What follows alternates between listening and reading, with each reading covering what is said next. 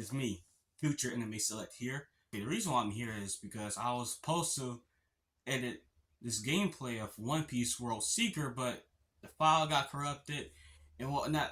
So now I'm recording while I'm playing again and editing again and whatnot. So yeah, you'll be seeing a gameplay sometime soon. So make sure you guys enjoy this, like, subscribe, and I'll see y'all next time. Love you, bye. 夜の街がにせいぜい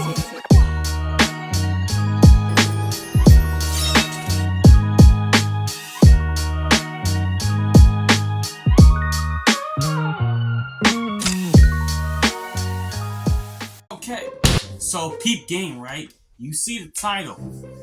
Now, either it's gonna be a good video or a bad one.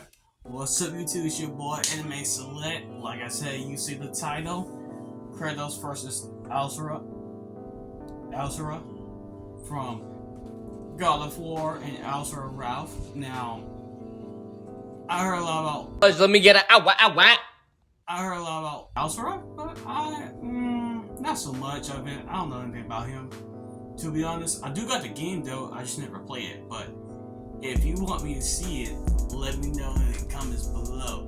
So, with all that being said, let's get into it. But now, I don't know anything about the character, so don't go in their comments fry me like you did in Eggman vs. Bowser. Trust me, I will be in there flaming you back. Trust. So, let's get into it. In the beginning, the Primordials waged war across existence, a series of cosmic clashes that birthed the universe. Boom! Now that's what I call a Big Bang! From Ceto's death, the oceans would flow. From Uranus's strikes, the stars were spawned, and so forth. Thus, the world itself was born from violence. Starting the whole messy cycle, Uranus was overthrown by his Titan son, Kronos, who was overthrown by his Olympian son, Zeus, who battled his own son, Kratos. As a classic bastard child of Zeus, Kratos was left among Spartan mortals, far exceeding all among him. He became a fierce warrior, winning many a battle, until finally cornered by ruthless barbarians. Ares, destroy these guys who are kicking my ass, and my life is yours. A deal was made, and Kratos was joined at the bone with the Blades of Chaos, a set of chain swords and basically a badass whirlwind of flame and steel. But Ares had a scheme. While doing work for his god, Kratos accidentally murdered his own family, permanently marked by the ashes of his wife and daughter. He was, forevermore, the ghost of Sparta. So, he was kinda understandably really pissed off. Time for a new god of war. The gods were crapping their togas in fear as the new god of war took out his rage on all of them. And got some new gear out of it, too. With Poseidon's trident and Icarus's wings, Kratos dominated both sea and sky. He also has a tendency to carry powerful severed heads, like Medusa's. And the claws of Hades could steal souls, even the soul of Hades himself. Should have thought that one through, man. Neither Perseus or Hercules were a match for Kratos, nor was Helios, the sun god capable of moving stars and spreading light across the entire underworld. He fought Atlas, the Titan of Strength, who broke the load-bearing pillar of the universe. So Kratos forced him to hold up the cosmos on his own instead. And he can do it with just one hand, according to the novelization. Even his grandpappy Kronos failed to stop him. You know, the guy who overthrew the primordial that punched the universe into existence? Causing shockwaves that moved over a quadrillion times faster than light. A frankly incomprehensible feat. Then there's Daddy Zeus, who proved a serious challenge, until Kratos drew perhaps his ultimate weapon, the Blade of Olympus. It can make tornadoes, lightning, force fields. Oh, and it can stab the hell out of you. It siphons godly energy and can pull enough to even kill Zeus. Like father, like son. Even while Kratos ultimately released hope across the Greek world, he could only do so after annihilating everything. Like a badass, he was unstoppable, non-stop killing and sex and even more killing. Really? And yet, he couldn't be any more depressed. His wife and daughter were still gone. What was he to do? He didn't know. He wandered aimlessly for years, somehow stumbling into Norse mythology where he met Faye, his second wife. Good start, buddy. Kratos had a new lease on life, but he could not escape his past mistakes. There's a reason he hid his swords in a dingy basement. Even so, Faye insisted he could do better. So he became a dad to a new boy. Easily the toughest task he ever undertook, especially after Faye unfortunately died of a mysterious illness. Damn it, not again! But hey, it wasn't Kratos' fault this time, and Faye left the tools he'd need to keep the boy safe, including the Leviathan Axe. Far from the whirling rage of the Blades of Chaos, the Leviathan Axe was deliberate and mighty, said to rival Mjolnir itself. Thor wishes Mjolnir was as cool as this axe. It's imbued with ice magic and a poison even the gods fear. It can be summoned to Kratos' hand from a distance, and it even shatters souls. Kratos may have once been a sword of vengeance, but with his new weapons and a new purpose, he stood as a shield against the godly Asir. Too bad he just can't help but get in trouble with gods. But now he knew how to control his anger. Which is even more important than it sounds. Kratos' Spartan rage summons an inner strength with magical properties. He can even get so pissed off that he straight up heals himself. That seems like the opposite of what should happen. Not all anger is problematic, and Kratos wields plenty of new weapons and relics to channel his rage through. Like the Dropnir Ring, which can summon a bunch of wind spears. They can absorb all types of energy and blast it back. He even has relics and magic that can warp space and slow down time. Naturally, he contested with the strongest of the Norse gods, including the god of thunder Thor, who was powerful enough to fight the fire giant Surtur and the world serpent Jormungandr at the same time. Oh, and that fire giant would be the cause of actual Ragnarok. You can't defeat me, Thor. I know, but he can. Well, not exactly. Freyr, the rain god, held off Ragnarok for a considerable time on his own, and the sheer power of Ragnarok shook Yggdrasil down to its very roots. That's the World Tree, which is like a literal tree that connects the whole universe. According to Freya, the tree's very existence supports all of creation among its boughs. Every strand transcending time, transcending space. Everything comes back to the tree. So it's kind of like Kratos lives in a really, really, really big treehouse. In his quest to free the Norse world, Kratos reclaimed old weapons by reckoning with his past sins, even taking up the Blade of Olympus once again. Even better, he actually got to be a decent dad.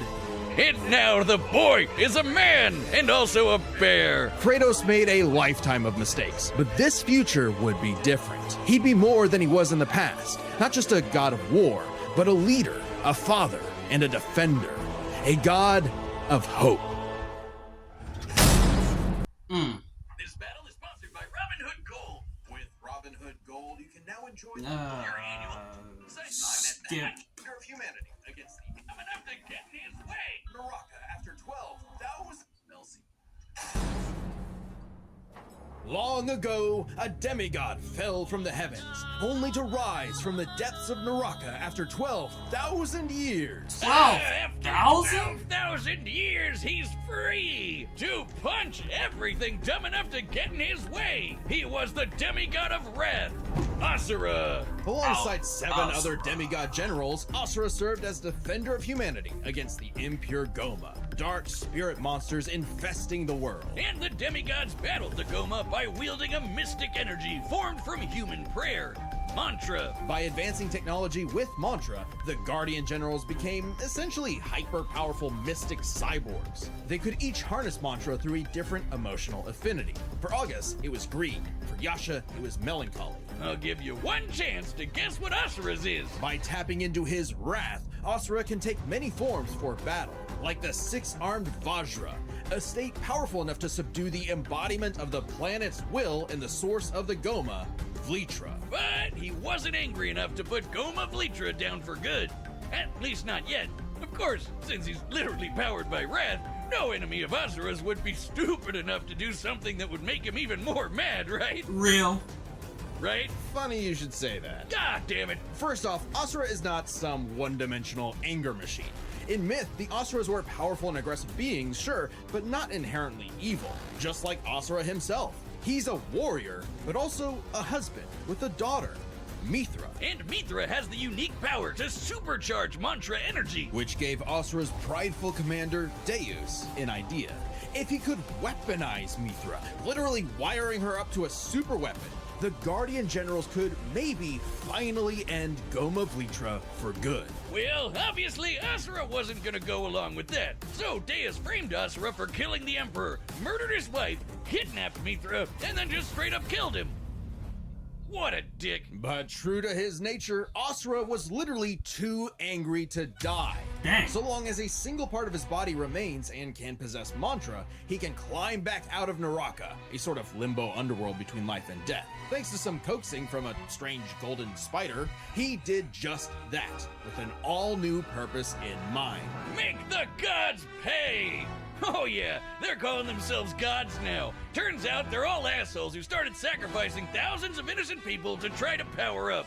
So Asura got really pissed off. And through his rage, Asura's power exploded, rising enough to throw giants like ragdolls, shatter whole moons, and destroy a fellow deity, Wizen. Who could dwarf the planet and wreck it with just a finger. Look at this! I remember Asura is this so scene. powerful, his soul cannot be manipulated by the Goma or the deities. He can propel himself with mantra to fly, harden his fists to break steel, fire explosive energy blasts. And headbutt you so hard you wish you could die even faster. The dude literally stockpiles anger into a burst of energy that can one-shot Oh, I even the got toughest this of scene. foes. And when he goes unlimited mode, he can rapid fire those super attacks without overheating. Asura's vengeance quest wasn't all shouting and explosions, though. It was a lot of that, but he also tried to protect people from the gods, including a girl who very much reminded him of his own daughter. Yeah, Asura's the kind of guy who wants to be a great dad, but all he knows how to do is punch anything that upsets his kid. Like that one dad that knocks out a ref at a Little League game. And then the gods killed that girl too, along with her whole village, sparking Asura to unleash his berserker aura. You know how the gods were sacrificing thousands of people to power up? Well, Asura got so freaking angry, he built up enough mantra to match them, even though they'd been building up energy for thousands of years. Seriously, guys, you're pissing off the guy who literally gets more powerful the angrier he gets. What did you think was gonna happen? Yet even in berserker mode, Asura never lost total control. Berserker Asura adds even more extra arms, and they're Hey, big and yo. glowy now. Yo! The man can launch so much angry mantra, he wiped out the god's whole space that's fleet in not- seconds. oh. Asura's anger raised to levels so high Naruto? even he couldn't contain it, scorching him into That's a his Naruto wrath reference right form. there. Even though it hurts Asura while he's in it, this form is still perfect for absolutely shit-stomping a snobby demigod's face in. This It's whole okay though, form his was brother-in-law like punched the edge out of him. Beast Yasha form. saw the error of the deity's senseless sacrifices and teamed up with Asura for a coup against Deus. Awesome, they're bros again! Just in time for Asura to hit his former boss Yes, with so sir. much mantra that he burst, then dive into the planet's core to obtain power equal to 1,000 arms! His Sir. mantra form! Finally, a power capable of killing Vlitra in a big planet-busting blast! Deus was defeated, and Gaia was saved. How did Yet the planet not Asura's wrath get destroyed by that? Well, That Title drop! it turns out that spider that guided him was actually Chakravartin, the creator of mantra and the entire universe. And everyone's suffering was part of his plan to make Asura his heir. Chakra kidnapped Mithra, because of course he did, and tested Asura in the form of a massive golden Buddha statue. Check out the size of it! That thing can literally hold a galaxy in its palm. Naturally, Asura and the statue threw hands. Enter the mantra reactor. Capable of holding 7 trillion souls, Asura instead used it as a vessel for a far greater power. His Oh, own no. unfiltered rage. At last, Asura could show the world his real colors. Everyone from the humans to the 7 deities to Chakravartin saw Asura's anger as a weapon, a sword for tyranny, when that was never who he was. His rage was really a shield to protect humanity, and most of all, his daughter. A shield larger than a planet!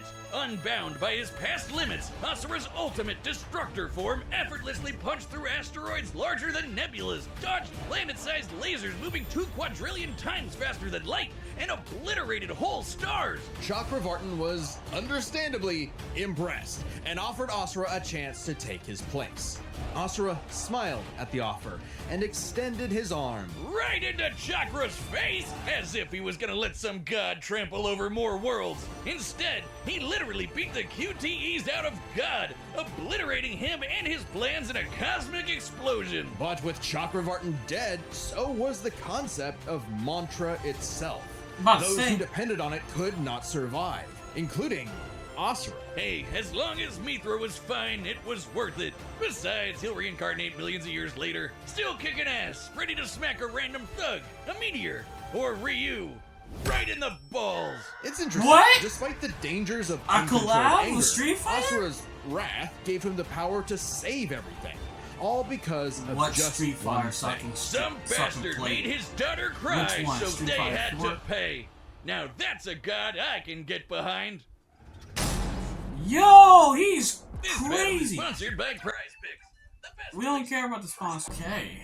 All right, the combatants are set, and we've run the data through all possibilities. It's time for a dad battle! Okay, let's do it.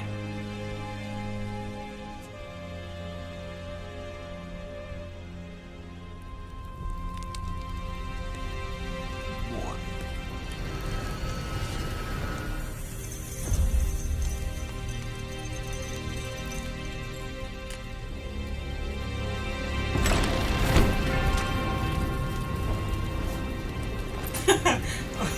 Okay, how did this beef started though? You owe me $5.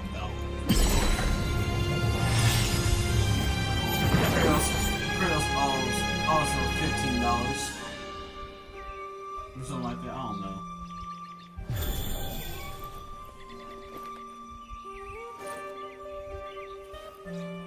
This animation is good though, I ain't gonna lie to you.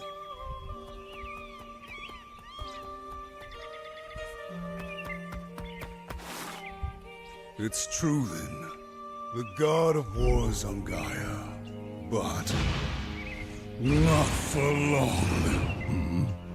You do not want this fight. Run!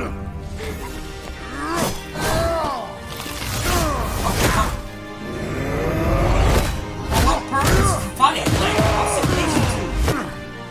They're both gods.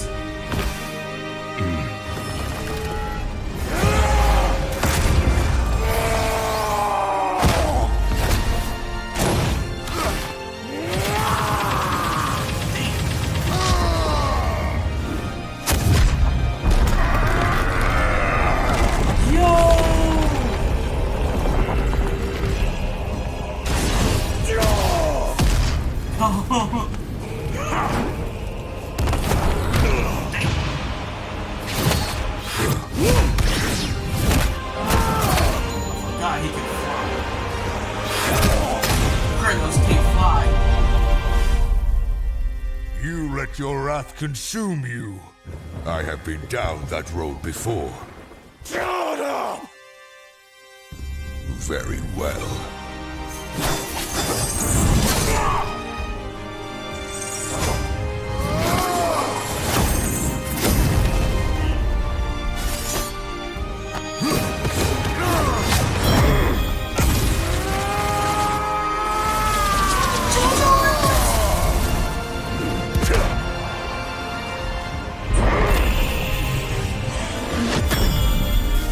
Right off the bat, just spamming key blasts like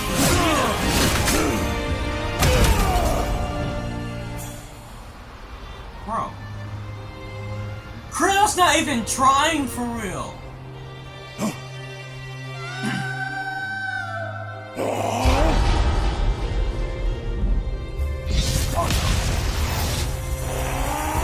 Oh, so you better tee up, cause he wasn't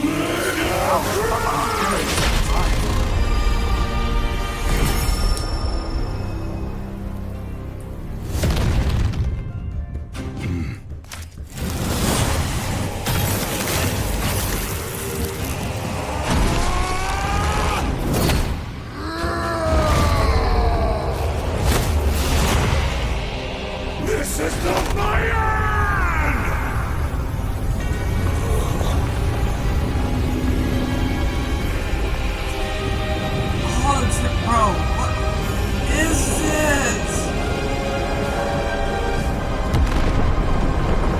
like I'm watching Superman just go all over.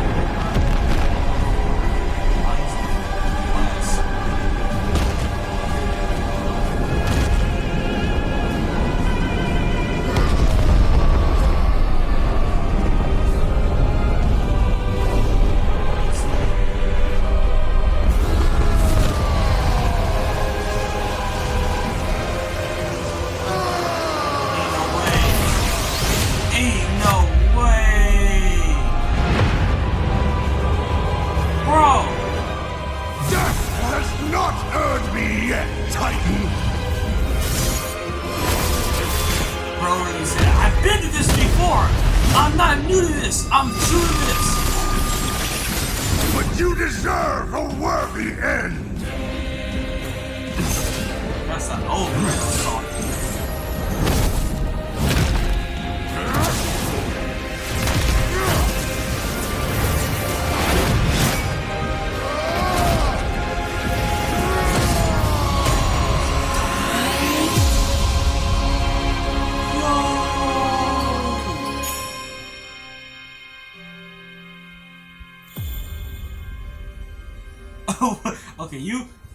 Okay, please just knock him out. Because you can't kill him right in front of his daughter now. You can't do that.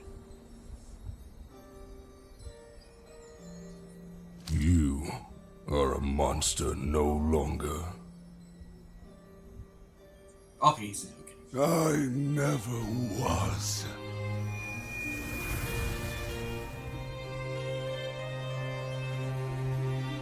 No. No, ain't no way. Bro.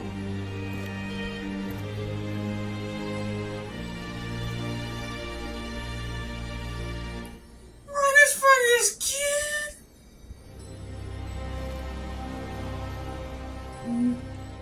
Bro. Oh my. KO! Well, I guess Asura's wrath really is gone. But are we sure this is how it'd go? Even though Asura can blow up stars?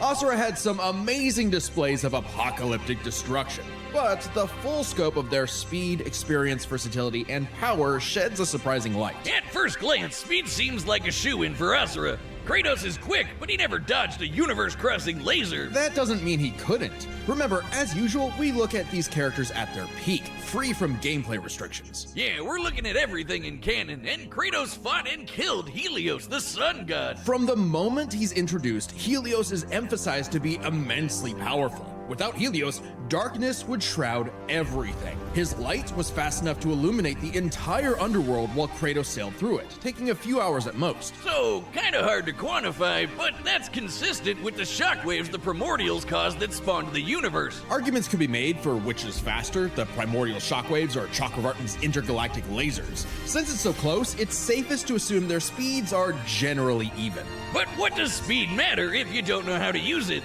Let's cover experience. Asura lived across centuries, obviously a lot longer than Kratos. And while Kratos eventually learned to control his rage, Asura pretty much always had that control. So Asura easily takes experience. But when it comes to versatility, he couldn't match all the weapons and abilities Kratos had. Sure, Asura's quite skilled and a monster at martial arts, but his fighting style mostly relies on one thing. A whole lot of punching. Kratos' weapons, magic, runes, relics, and even his rage gave him far more options in combat, slowing down time, healing injuries, and most importantly, multiple weapons that could drain a variety of energies, like mantra. Yeah, when Asura loses all his mantra energy, that's it for him. So the Dropnir spears and the Blade of Olympus gave Kratos exactly what he needed. Versatility, and multiple ways to finish this for good before Asura just comes crawling back out of the underworld. If he could. Asura's resurrections take years or whole centuries,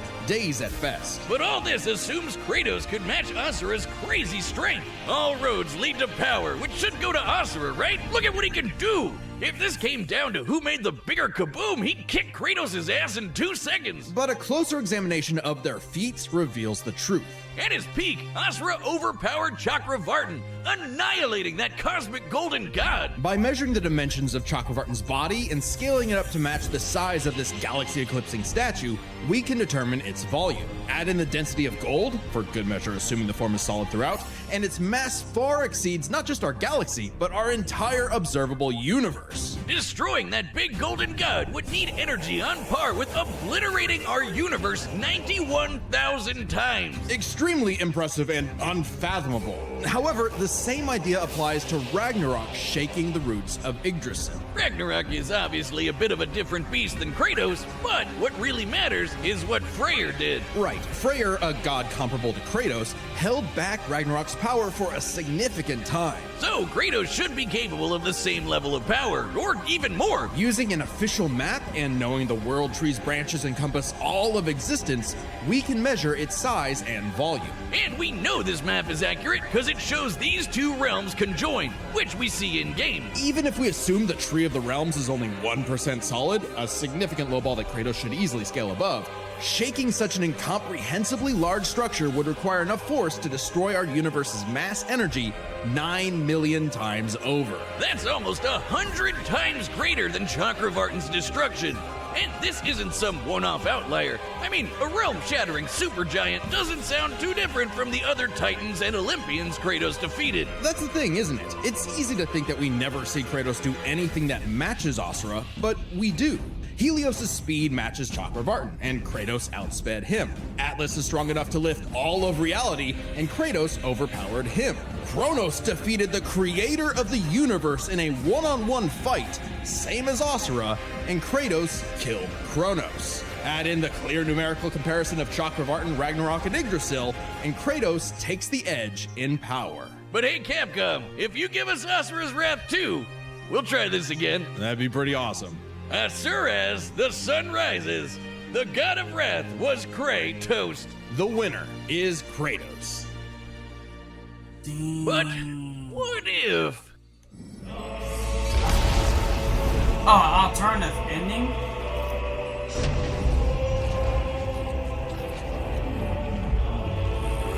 They got alternative ending?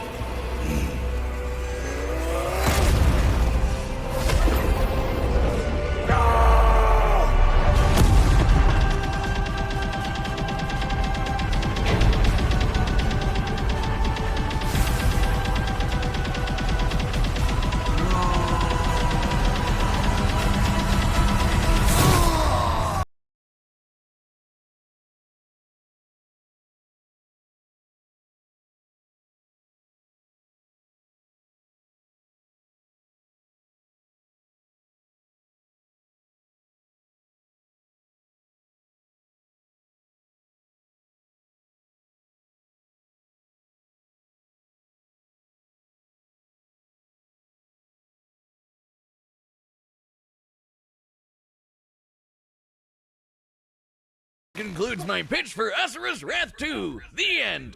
Next time on Death Battle. Wait a minute. What? What? Hold on.